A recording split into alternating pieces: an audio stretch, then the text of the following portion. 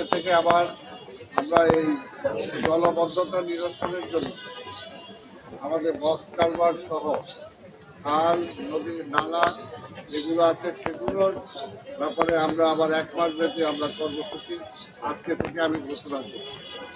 এর সাথে মশার যেটা সেটা চলমান থাকবে আমাদের। আজকে বর্তমান ঢাকা সিটি কর্পোরেশনের বৃষ্টির পানি নির্গমনের জন্য 3টা আউটলেট আমাদের আছে। একটা হলো কমলাপুর টিটিপাড়া, আরেকটা গোলাইখাল, আরেকটা হাতিরপুর। এই 3টা আউটলেটের অধিক্ষেত্রে অর্থাৎ 109.24 বর্গ কিলোমিটার এলাকার পানি নিষ্কাশিত হয়, যা প্রয়োজনের তুলনায় অনেক অল্প। ঢাকা শহরে বিশাল এলাকার জন্য এই 3টা আউটলেট কোনো যথেষ্ট না। আপনি ইতিমধ্যে শুনেছেন যে আমরা আরও ইতিমধ্যে 2টা আউটলেট নির্মাণের জন্য পরিকল্পনা গ্রহণ করেছি। মাননীয় প্রধানমন্ত্রী ইতিমধ্যে আমাদের সম্মতি দিয়েছেন, সেটাও যথারীতি আমরা আশা করতেছি যে অতি দ্রুত।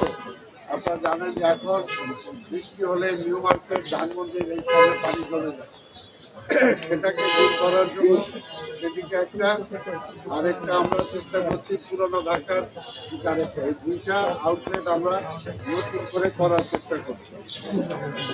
আরেকটা জানেন আপনার শ্যামপুরের খালের পানি নিকটবর্তী বুড়িগঙ্গা নদীতে নিষ্কাশনের জন্য খাল প্রকল্পের আওতায় বক্স কালভার্ট ও বৃহৎ ব্যাসের 8 ফিট নর্দমার যেটা কালভার্ট করা হয়েছে আউটলেট নির্মাণের জন্য চলমান রয়েছে আমাদের কাজ। ঢাকা দক্ষিণ সিটি কর্পোরেশনে প্রায় 33টা হট স্পট আমরা বের করেছি। বৃষ্টি হলে এই 33টা স্পটে পানি জমে যায়। ওই পানি জমে যাওয়ায় এই পানিগুলোকে দ্রুত নিষ্কাশনের জন্য কিভাবে ব্যবস্থা গ্রহণ করা যায় সেটার জন্য আমরা চেষ্টা করছি। তবে এরই আওতায় প্রথমত আমরা এই বক্স কালভার্ট গুলো যেটা আছে সেগুলোকে নিষ্কাশনের জন্য ব্যবস্থা নিচ্ছি। আপনারা জানেন যে গত কয়েক বছর এটা পরিষ্কারের প্রোগ্রাম থাকলেও টেন্ডার হলো, কিন্তু কার্যক্ষেত্রে সেগুলো সেভাবে পরিষ্কার হয় না। সেটার জন্য আমরা আবার নতুন করে সেগুলো পরিষ্কার করার জন্য আমরা চেষ্টা করছি।